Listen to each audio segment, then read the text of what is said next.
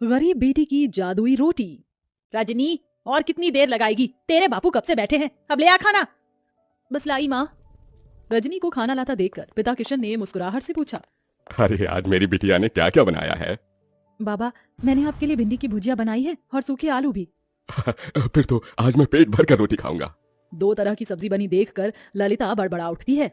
अरे लड़की, 2 टाइम की सब्जी एक ही बार में क्यों बना दी तूने? एक तो ऐसी तेरे बाबा की कमाई धमाई नहीं है और महंगाई इतनी है। जाने दो ललिता, अब तो बना दिया बिटिया ने। कल को ब्याह कर अपने ससुराल चली जाएगी ना तो बहुत रोगी तुम।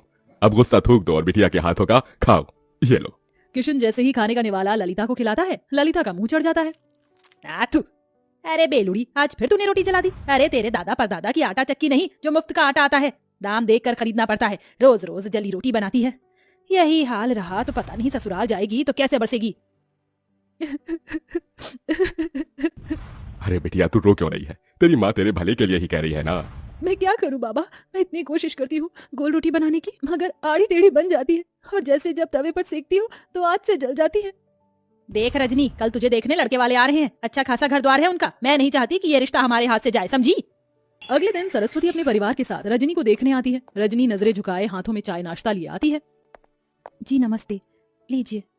भाई वाह, ये समोसे और कचौरी तो बड़ी स्वाद भरी है। ललिता जी, किसने बनाया? जी ये समोसे कचौरी सब बिटिया ने बनाया है।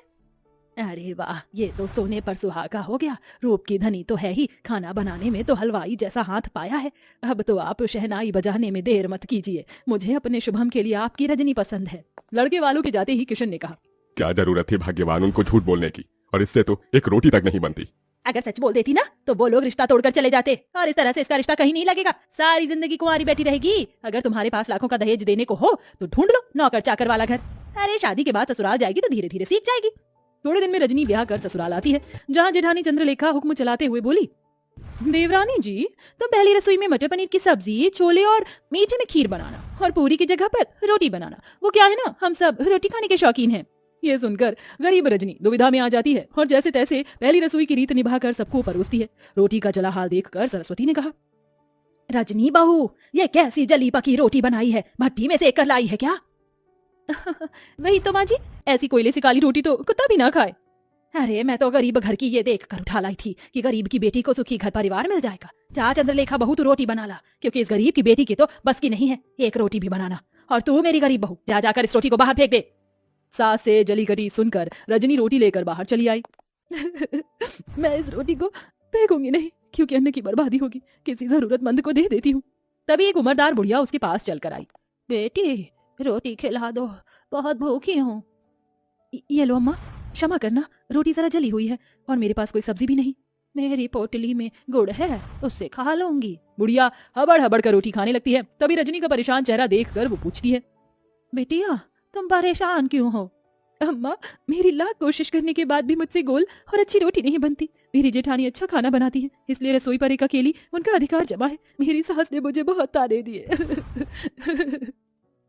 तत्पश्चात बुढ़िया पोटली में से एक तवा उसे देकर बोली, ये लो बेटी, ये जादुई तवा है। इससे अब तुम्हारी सारी परेशानी टल जाएगी। इस तवे पर बनने वाली रोटी जादुई रोटी होगी। धन्यवाद अम्मा। रजनी बुढ़िया का दिया हुआ जादुई तवा घर लेकर आई और अपनी सास से निडर होकर कहा, माँ जी, रात की रसोई मैं पकाऊंगी। इस बार कोई भूल चूक नहीं होगी, वादा करती हूँ। लगता है सवेर की बेइज्जती से मेरी गरीब देवरानी का मन नहीं भरा, जो फिर जली कच्ची रोटी बनाकर नाक कटवाना चाहती है। देवरानी जी को एक मौका दे दीजिए माँ जी। ठीक है, मगर इस बार की रोटी भी तूने जली बुरी बनाई तो मैं तुझे कतई माफ नहीं करूंगी मेरी गरीब बहू। रजनी रसोई में लग जाती है। सब्जी तो बन गई, अब फटाफट से रोटी बनाती हूँ। रजनी जैसे ही चूल्हे पर तवा चढ़ाती, वह खरे सोने के समान चमचमाने लगता है। वह टेढ़ी मेढ़ी रोटी बेलकर तवे पर जैसे ही डालती है, रोटी जादू से एकदम गोल आकार की बन जाती है। अरे वाह, पहली बार मेरी रोटी एकदम गोल और प्यारी बनी है। ऐ मेरी जादुई रोटी, मैं चाहती हूँ कि तुम एकदम फूली बन जाओ। गरीब रजनी के कहते जादुई रोटी फूल कर गोल मटोल हो जाती है। वह सभी को रोटी परोसती है, जिसे खाकर सब दिल खोल कर तारीफ करते हैं। वाह रजनी बहू, तुम्हारी बनाई रोटी में अमृत जैसी मिठास भरी है। सचमुच रजनी, बिना सब्जी के भी रोटी बड़ी स्वाद लग रही है। सच में रजनी बहू, तेरे हाथ की रोटी खाकर तो जी ही नहीं भर रहा। जाने क्या जादूगरी भरी है तेरी इस रोटी में। धन्यवाद माँ जी। रजनी की तरफदारी सुनकर चंद्रलेखा भीतर ही भीतर जल भूल रही थी। सवेरे तो एकदम गुड़गोबर खाना बनाया था इसने, एकदम से ऐसा क्या चमत्कार हो गया जो मेरी गरीब देवरानी इतनी गोल फूली रोटी बना लाई। यूं ही दिन गुजरने लगे। तवे के सहारे रजनी ससुराल वालों को जादुई रोटी बनाकर खिलाती। सभी उससे खुश रहने लगे। एक दिन उसके माता पिता उससे मिलने आए। जी नमस्ते। समधन जी, समधी जी, आप दोनों आइए ना। रजनी, बहू देख तो कौन आया है। अपने गरीब माता पिता को देखकर रजनी की आंखों में आंसू छलक आए। माँ, बाबा, कैसे हैं आप? हम ठीक है बिटिया, तुझसे मिलने का मन किया तो आ गए। तुझे सुखी देखकर अच्छा लगा। अब चलते हैं। अरे ऐसे कैसे आए हैं, तो अपनी बेटी के हाथों की रोटी खाकर जाइएगा। रजनी रसोई में आकर रोटी बनाने में लग जाती है। आज मौका अच्छा है, जाकर देखती हूँ ये माजरा क्या है। चंद्रलेखा बहू, कहाँ चल दी? जाकर हल्दीराम से मिठाई समोसे ले आओ। जी माँ जी। इस गरीब देवरानी की किस्मत इतनी अच्छी है, आज भी बच गई। रजनी फट से अम्मा का दिया हुआ जादुई तवा चढ़ाती है। वह चमचमा उठता है। रजनी बेली हुई रोटी तवे पर डालकर कहती है, ऐ मेरी जादुई रोटी, खूब फूलो फलो। ये कहते ही चमत्कार से जादुई रोटी तवे पर फुदक फुदक कर फूल जाती है। तभी माँ ललिता रसोई में आ जाती है। माँ, तुमने मेरी जान निकाल दी। अरे वाह रजनी, तू तो बड़ी अच्छी रोटी बनाने लगी। तभी जादुई रोटी खुद पर इतराई और कहा, वो तो बनी ही थी, हम जादुई रोटी जो है। ये रोटी बोल रही है? हाँ माँ, क्योंकि ये सब जादुई अनोखी रोटी है। रजनी अपनी माँ को बूढ़ी अम्मा के बारे में सब बताती है, जिसे रसोई के बाहर कान लगाए खड़ी उसकी जेठानी चंद्रलेखा सुन लेती है। अच्छा जी, मेरी गरीब देवरानी की बनाई रोटी जादुई है। अब तो इसका पर्दाफाश मैं करूंगी। हाँ। चंद्रलेखा एक आदमी को पैसे देती, जो भिखारी का भेष धरे उसके दरवाजे पर आता है। बहन, 2 रोटी खिला दो, भूख लगी है, दया करो। रजनी को उस पर दया आ जाती है।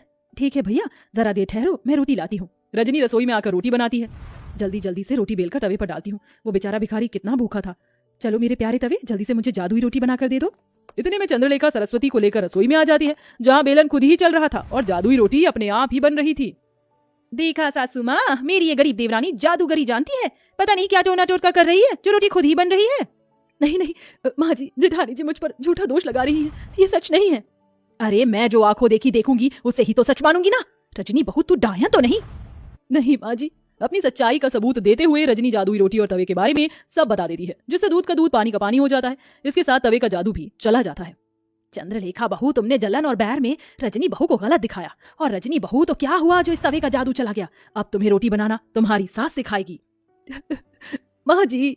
रजनी रोते हुए अपनी सास के गले लग जाती है और बड़े चाव से ना केवल रोटी बनाना बल्कि सब कुछ बनाना सीख लेती है। 3 जादुई फौजी। बॉर्डर के पास एक गांव था। गांव से 2 किलोमीटर दूर एक बहुत बड़ा घना जंगल था, जहां पर बॉर्डर था। उस जंगल की रक्षा के लिए बॉर्डर पर 3 फौजियों को तैनात किया गया था। वो जंगल हजारों साल पुराना था। उस जंगल में बहुत ही खूंखार जानवर रहते थे। गांव वालों का मानना था कि जंगल की रक्षा स्वयं जंगल देवता करते हैं। वो तीनों फौजी दिन रात ड्यूटी करके बॉर्डर और जंगल की रक्षा करते थे। जंगल बहुत घना था, इसलिए हमेशा आतंकवादियों का खतरा बना रहता था। 3 फौजियों को बॉर्डर पर अलग अलग जगह तैनात किया गया था। वो तीनों पिछले 10 सालों से यहाँ पर ड्यूटी कर रहे थे। तीनों फौजियों की देशभक्ति और जंगल की रक्षा देखकर वन देवता बहुत प्रसन्न हो जाते हैं। और एक दिन वन देवता अपनी वन देवी से कहते हैं, देवी, ये तीनों फौजी पिछले 10 सालों से हमारे जंगल की रक्षा कर रहे हैं। मैं इनकी कर्तव्य निष्ठा देखकर बहुत प्रसन्न हूँ और उन्हें कुछ वरदान देना चाहता हूँ। तब वन देवी कहती हैं, हे नाथ, आप बिल्कुल सही कह रहे हैं। तीनों फौजियों को वरदान जरूर मिलना चाहिए। वन देवता कहते हैं, तो फिर ठीक है देवी, मैं आज ही उन तीनों फौजियों से उनकी इच्छा पूछता हूँ और उन्हें इच्छा अनुसार वरदान देता हूँ। इतना कहकर वन देवता वहाँ से गायब हो जाते हैं और पहले वाले फौजी के पास पहुँच जाते हैं।